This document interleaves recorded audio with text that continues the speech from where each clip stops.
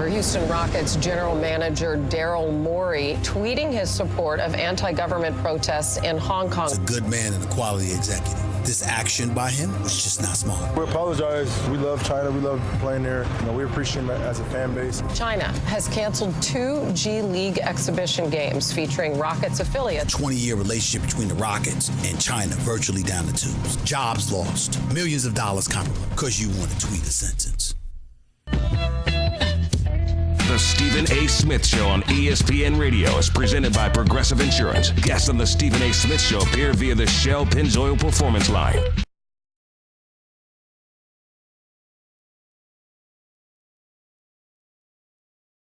Well, you know what? That's okay. You don't have to. Before they started, many of their graduates could turn a computer on and off, and that's about it. Now they're IT professionals, and you can do it too. Go to mycomputercareer.edu and take the free career evaluation today. You could start your new life as an IT pro in as little as 4 months, even if you're not a techie. It's not rocket science. It's My Computer Career. Just making sure you knew that. By the way, the Stephen A. Smith Show is being brought to you by new Shell V-Power Nitro Plus Premium Gasoline, now with 4 levels of defense against gunk, wear corrosion, and friction. Back to the phones we go. And oh, by the way, while we're sitting here talking and getting back into the Daryl Morey situation, you notice that when Daryl Morey spoke, people want to attack me on Twitter. Did you hear James Harden apologize? Did you wonder why? Did you think it was just because he's a member of the Houston Rockets? Could it be because NBA players do collect about 50% of basketball-related income? The NBA does do business with China, which means that the money that the revenue that the NBA generates from China, players profit off of that. What player have you heard speak against China? Take your time, I'll wait. Take your time. I'm drinking a little lemonade. I'm cheating today. I'm going away from my water. I'm drinking a little lemon. Take your time. Take your time. What NBA player you heard speak against China? Stephon Marbury became a citizen of the country. Making money. Everybody talk about how much money is this to be made over there. Kobe Bryant, LeBron James, James Harden. Who you heard speak against China? Supposedly, these atrocities are going on over there, right? Oh, it's just white men who are businessmen making their money, and that's all they think. It ain't brothers over there making money either, huh? Really? Really? Take your time. I'm gonna drink this lemonade. Take your time. Tell me the player. I got a producer sitting right here next to me. Tell me one player you heard that criticized China. Where you at?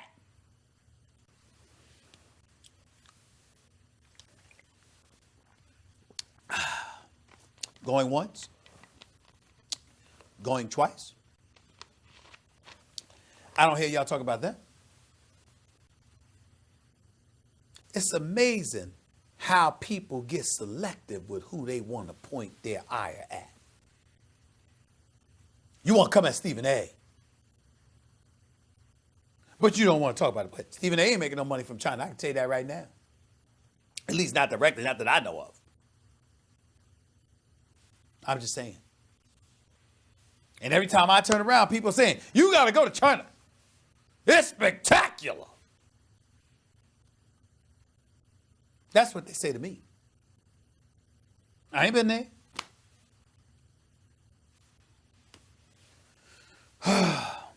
April, you're live with Stephen A. Good afternoon. How are you? Hey, Stephen A.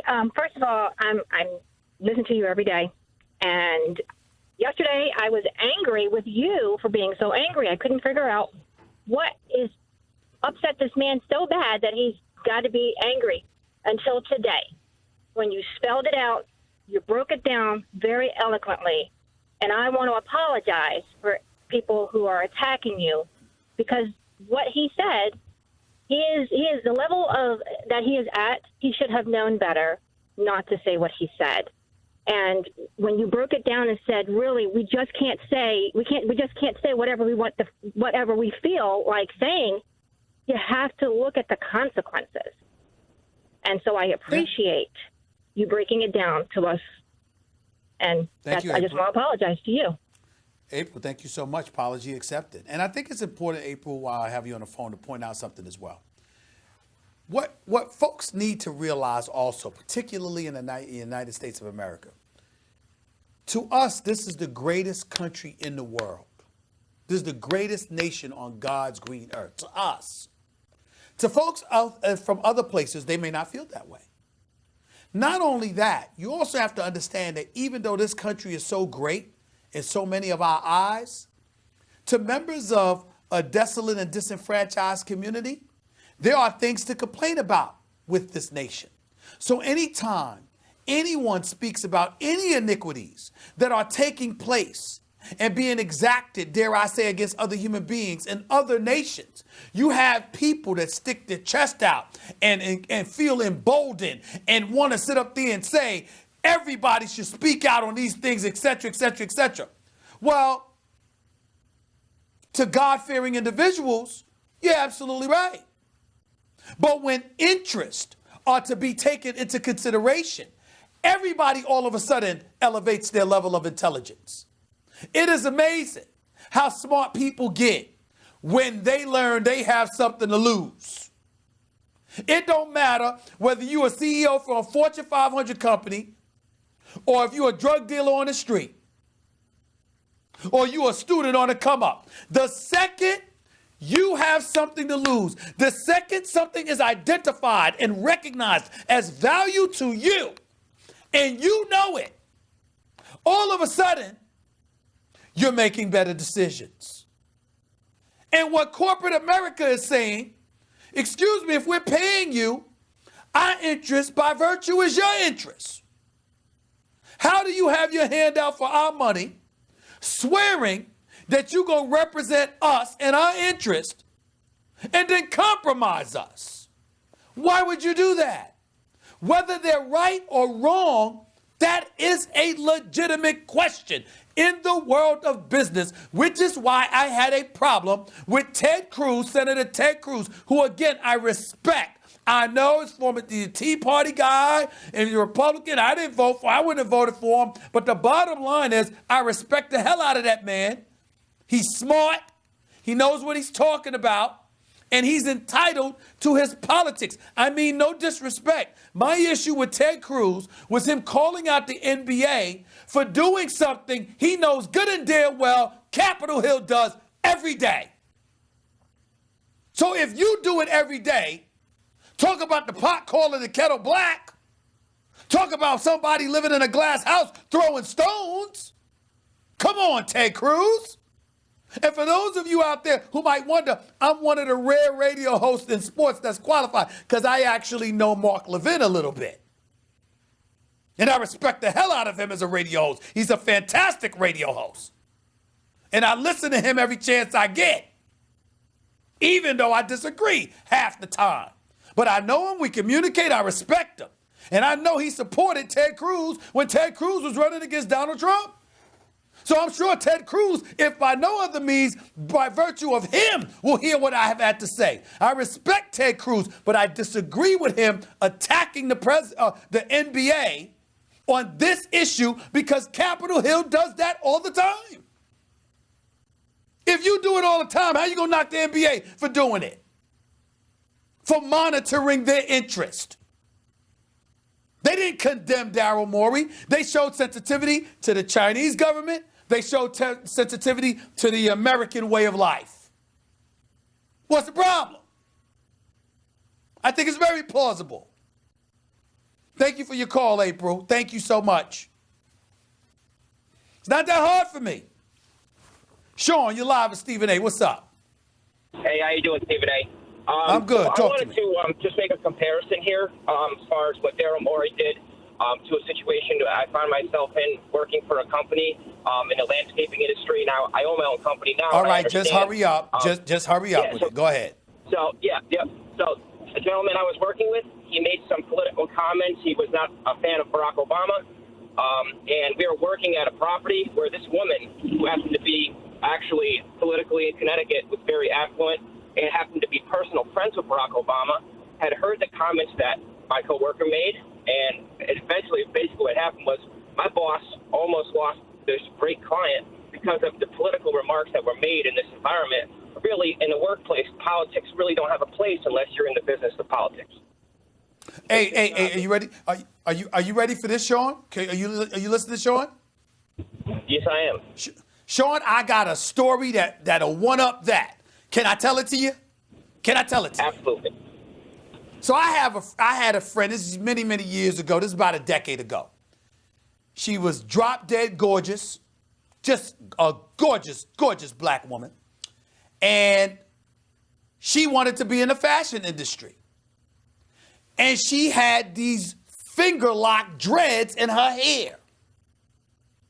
Well, her employer didn't want that because he didn't want her representing his product with that kind of hairdo. And they were in the fashion industry. You understand what I'm saying? Yep. She says, what are you talking about? I have a right to wear my hair any way I want to. I can do what I wanted to.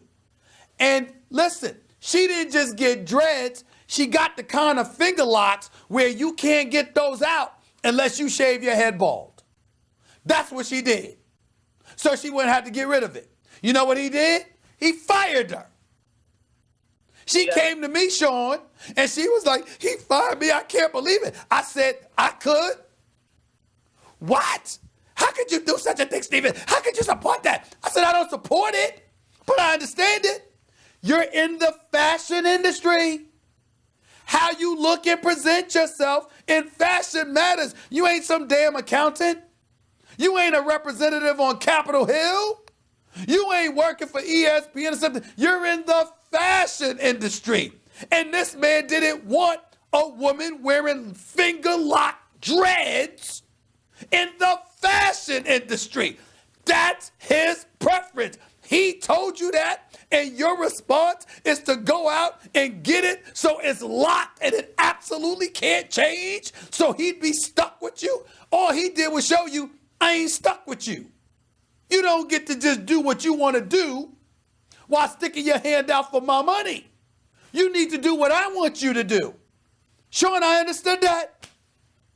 I understood it. Yep. It's not complicated.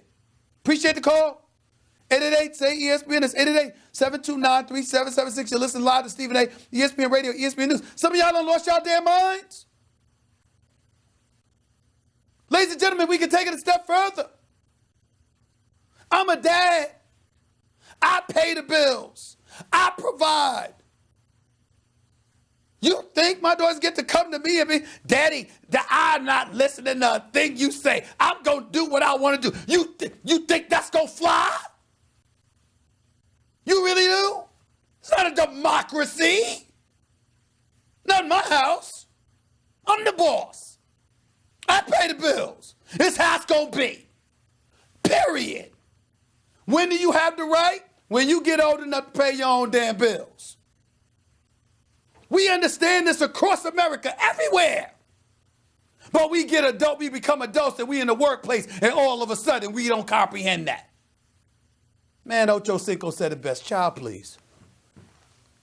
888-SAY-ESPN. Stephen A. Smith Show, ESPN Radio. Back with your calls. Close out the show in a minute. When it comes to hiring, you don't have time to waste. You need to get to your short list of qualified candidates fast. That's why you need Indeed.com. Post a job in minutes, set up screening questions based on your job requirements, then zero in on qualified candidates using an intuitive online dashboard. Your time is precious, so let Indeed help you get to your short list of qualified candidates and discover why more